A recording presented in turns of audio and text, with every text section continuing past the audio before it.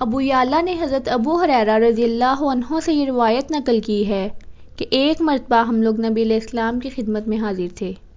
ایک آدمی اٹھ کھڑا ہوا۔ لوگوں نے کہا، یا رسول اللہ صلی اللہ علیہ وآلہ وسلم، ہم میں فلاں آدمی کتنا عاجز اور کمزور ہے۔ نبی علیہ السلام نے فرمایا، تم نے اپنے ساتھی کی غیبت کی اور اس کا گوشت کھایا۔ مضمون طبرانی نے بھی نقل کیا ہے۔ اصبہانی نے سند حسن کے ساتھ یہ روایت نقل کی ہے کہ ایک مرتبہ لوگوں نے نبی علیہ السلام کے سامنے ایک آدمی کا ذکر کرتے ہوئے کہا کہ وہ اس وقت تک نہیں کھاتا جب تک کوئی دوسرا اسے نہ کھلائے، اور وہ اس وقت تک سفر نہیں کرتا جب تک کوئی دوسرا اسے سفر نہ کروائے۔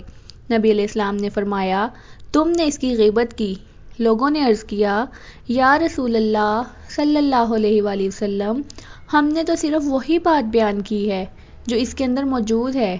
ابن ابی شیبہ اور طبرانی نے حضرت مسعود رضی اللہ عنہ سے یہ روایت نقل کی ہے کہ ایک مرتبہ ہم لوگ نبی علیہ السلام کے پاس بیٹھے ہوئے تھے۔ ایک آدمی وہاں سے اٹھ کر چلا گیا۔ اس کے جانے کے بعد ایک آدمی اس کی برائی کرنے لگا۔ نبی علیہ السلام نے اس سے فرمایا، حلال کرو، میں نے گوشت تو نہیں کھایا۔ نبی علیہ السلام نے فرمایا، تم نے اپنے بھائی کا گوشت کھایا ہے۔ ابن ابی الدنیا، طبرانی اور ابو نعیم نے بھی یہ روایت نقل کی ہے کہ اہل جہنم تکلیفوں میں مبتلا ہوں گے۔ 4 قسم کے لوگ ان میں مزید اضافے کا سبب بن جائیں گے۔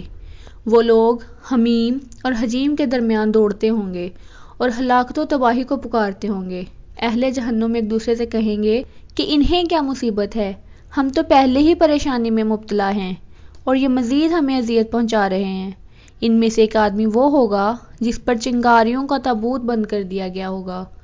ایک آدمی اپنی انتڑیاں کھینچ رہا ہوگا اور ایک آدمی کے منہ سے پیپ اور خون بہہ رہا ہوگا اور ایک آدمی اپنا ہی گوشت کھا رہا ہوگا۔ تابوت والے سے اہل جہنم کہیں گے کہ اس بد نصیب کو کیا ہوا کہ یہ ہماری اذیتوں میں مزید اضافہ کر رہا ہے؟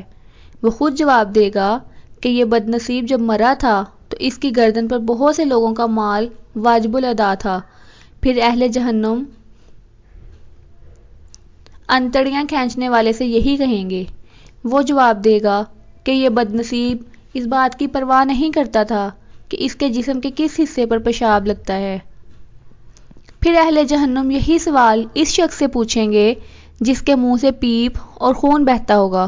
وہ جواب دے گا، یہ بد نصیب کوئی بات دیکھتا تھا تو اس سے ایسے لذت حاصل کرتا تھا جیسے مرد اپنی بیوی سے لذت حاصل کرتا ہے۔